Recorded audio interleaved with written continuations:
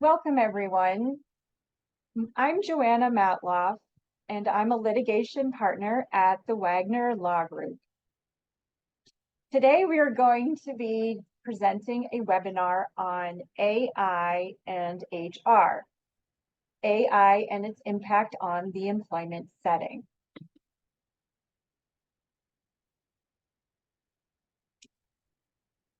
The Wagner Law Group is a nationally recognized practice in the areas of ERISA, employee benefits, and employment matters.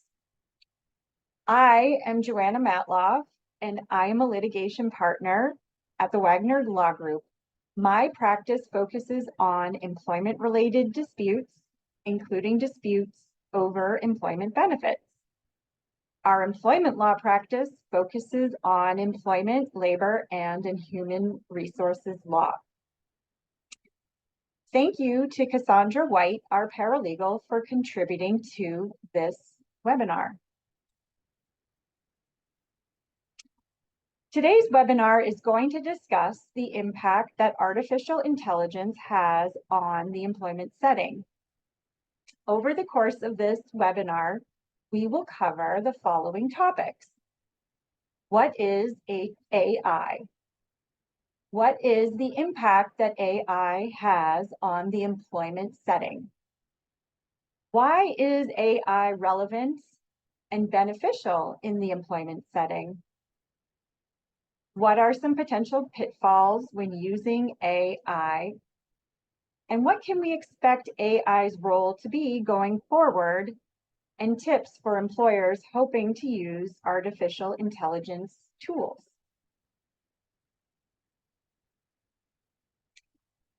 So what is the definition of artificial intelligence? Well, the dictionary defines it as a computer system capable of performing tasks that typically require human intelligence. There are many facets to human intelligence, and AI is particularly good at synthesizing and analyzing a large volume of information. Examples would be ChatGPT, Lexis Plus AI, which is a legal research database, facial recognition, Amazon, of course, with Alexa and Google Home, and spam filters. The more information that AI draws upon, the better it is at finding answers. However, there are different guardrails in place with different forms of AI. If the AI draws on a different universe of data, the answers you may get could vary or be totally different.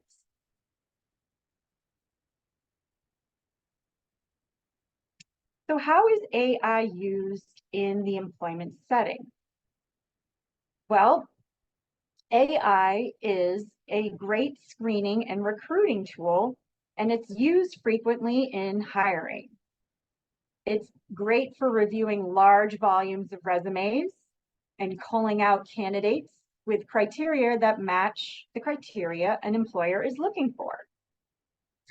It's also used to process and administer disability benefit claims and health insurance claims. And it has administrative capabilities such as processing leave requests, and it's useful in leave administration.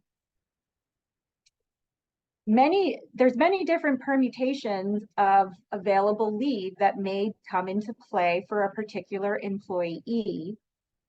And that is why there are already 10 different management systems, according to Forbes, that are used by employers to manage leave. The other reason why AI is useful in leave management is that a particular employee's situation may vary depending on a number of variables. The particular state leave laws in play, the federal leave laws, and an employer's leave policies. AI is good at synthesizing and analyzing these different variables and doing it in a very quick and efficient way. Another use of AI in the employment setting is legal research. AI is useful for summarizing case law and finding citations to relevant statutes and regulations.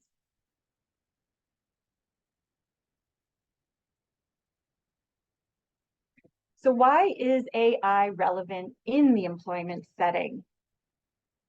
Well, first of all, it's time saving. It cuts down time performing simple but tedious tasks like reviewing and summarizing large volumes of information or finding specific information within a volume of data.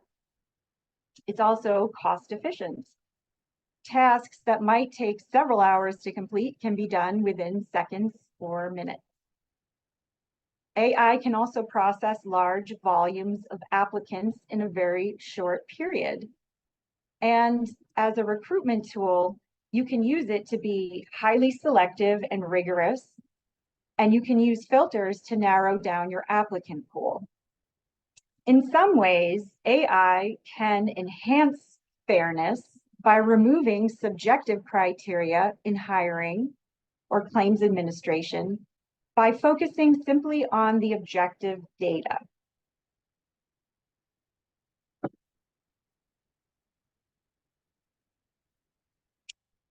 What are some of AI's potential pitfalls? Well, for starters, there are diversity issues. AI might miss microaggressions and might not pick up on nuances of incivility that only humans can decipher. It can also have a tendency for bias. While AI can aid in eliminating bias by removing identifying information, such as names and genders from resumes before they reach the hiring managers, AI can sometimes skew results in an unintended manner. For example, Amazon used AI as a recruiting tool. It penalized resumes that use the word women's, such as women's soccer club or women's college. And it did this because it was trying to match the pool of applicants with the resumes of successful candidates over the past 10 years, which were predominantly men. In addition, there's some trouble with the use of AI screening tools for disability benefit claims. Disability providers using AI screening tools have found that sometimes more claims are rejected than would have been expected. This can perpetuate bias in claim trends, and so much so that the Health and Human Services recently issued a new rule that applies non-discrimination principles under the Affordable Care Act directly to AI support tools used in patient and clinical care decisions. The Health and Human Services rule also requires covered healthcare providers, insurers, and others who receive federal financial assistance to take steps to identify and mitigate discrimination resulting from the use of AI. Another pitfall is liability issues. HR managers pay the price for improper administration. So when AI is used to administer leave or payroll, if any of these third-party vendors who use AI make a mistake, the HR department and the employer is ultimately responsible. It's also a potential for liability. Its use is also a potential for liability in discrimination matters, particularly if an employer relied on AI and the AI was biased in its outcome. Because there's an overall lack of comprehensive analysis and data on using AI, this can lead to traps for the unwary. It will take some time until we truly understand the scope of AI's impact. And for now, we are reliant on anecdotal evidence, cases and clients, and personal experience with using AI. So while reality is unpredictable, and while AI can perform an analysis of the various data points and produce an answer, it does not always fit with reality and could be wrong or off in a way that can be detrimental. We have major questions about the use of AI in the employment setting, given all of these nuances.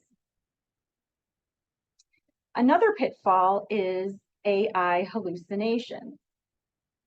This is when AI generates or invents an answer that doesn't exist. So as an example, AI was used by a lawyer who used ChatGPT to prepare a filing and relied on a fictitious case in his brief. The case was generated by ChatGPT, which could not find an answer in the existing data. So it hallucinated and invented its own case based on the facts and the holdings and principles that it was able to find in the existing case law. Unfortunately for that lawyer who cited this fictitious case in his brief, when the court and the judge went to go look up the case and found that it did not actually exist, he was sanctioned. So it's important that when we use AI that we are aware of the limits that it has and not to rely heavily on AI without further fact checking. Another potential pitfall is privacy.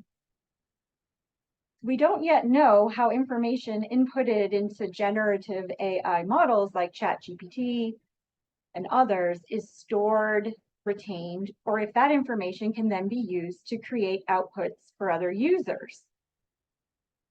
This can be particularly problematic in the employment setting for a number of reasons. First, if you put in any attorney-client privilege information into your search engine, into AI or ChatGPT, that information becomes now publicly available for AI to use in its database, and there could be a breach of that privilege. Similarly, there could be HIPAA violations if an employer inadvertently inputs personally protected information into the AI search tool, and now that information has now been breached.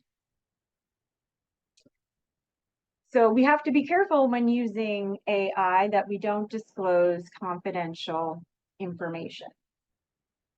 Another consideration is that the ADA, the Americans with Disabilities Act, and the Family and Medical Leave Act, FMLA, both require that information regarding employees be maintained confidentially.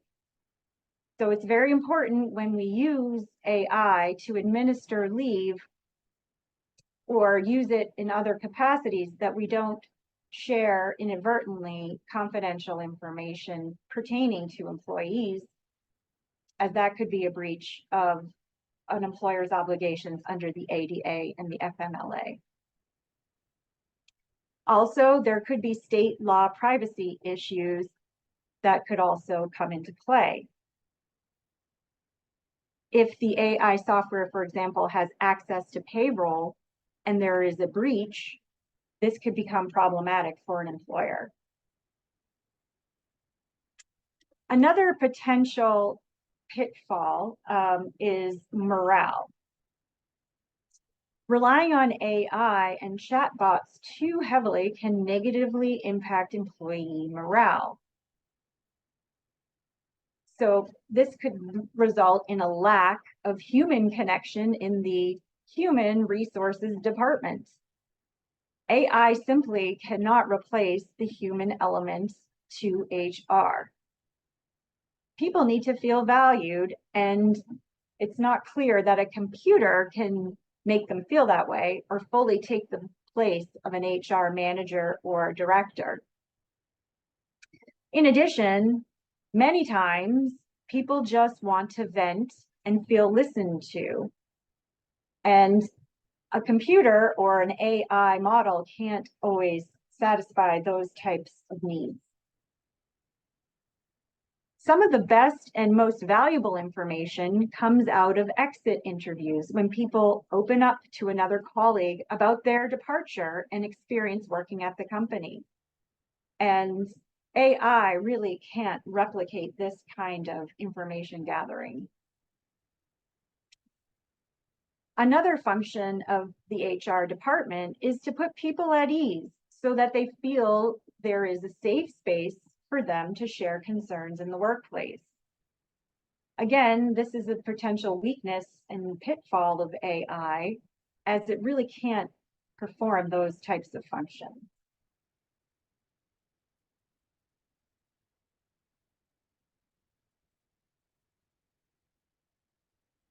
So what is on the horizon? Over 50% of organizations are planning on incorporating the use of AI and automation technologies in 2024. This is according to Forbes.com. And so AI usage is only going to increase as businesses begin to utilize these time-saving tools. We need to remember that AI is a tool and not a replacement for human knowledge or ability. And we need to be flexible in the way we do business to allow space for this new technology, but also to mitigate against some of the harms that it might cause.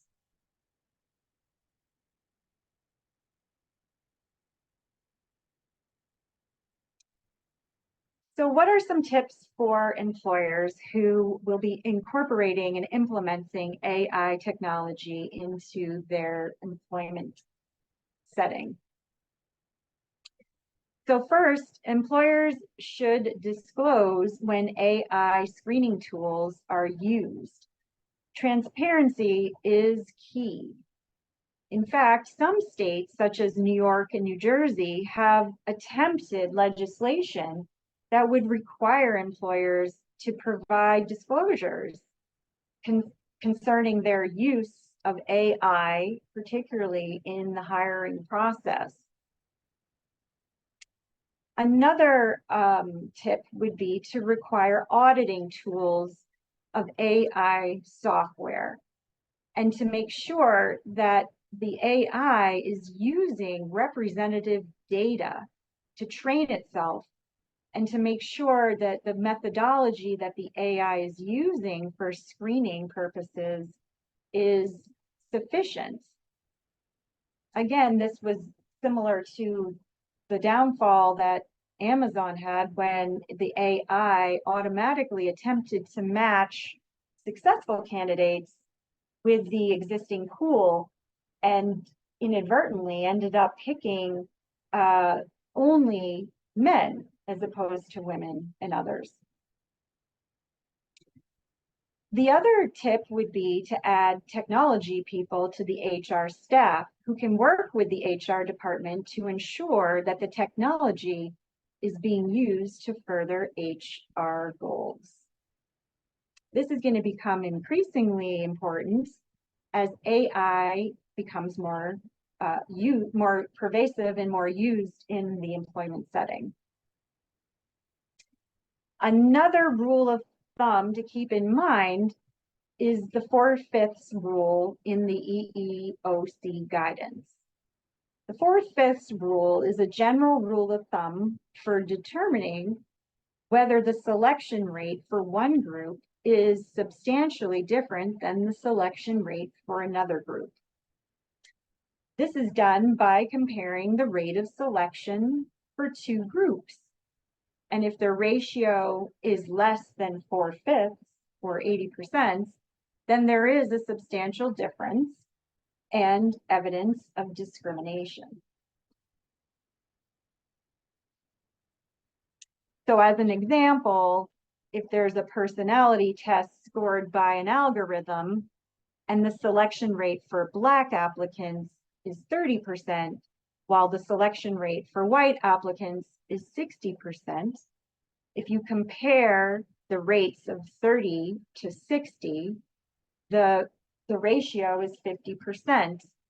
And since 50% is less than 80% and less than 80%, then the personality test is discriminatory against Black applicants.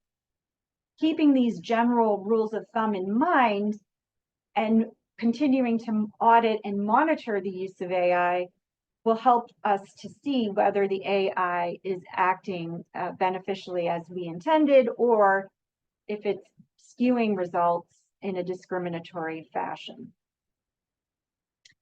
Another tip would be to update agreements with vendors.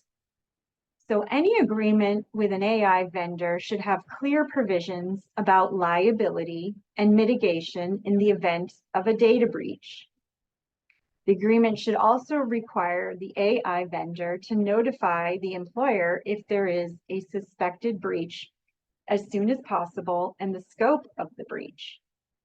And it's also important for health and welfare plans that use vendors who use AI to make sure that they have appropriate business associate agreements to protect privacy interests under HIPAA. So in sum, employers need to find the right balance. AI is good for summarizing large volumes of information like resumes, experience, organizing communications and processes and procedures. It's also great for measuring feedback. But AI may not be best suited for decision-making, for replacement of human interactions and connections, for onboarding of employees, and for the other types of functions that we traditionally expect from an HR department.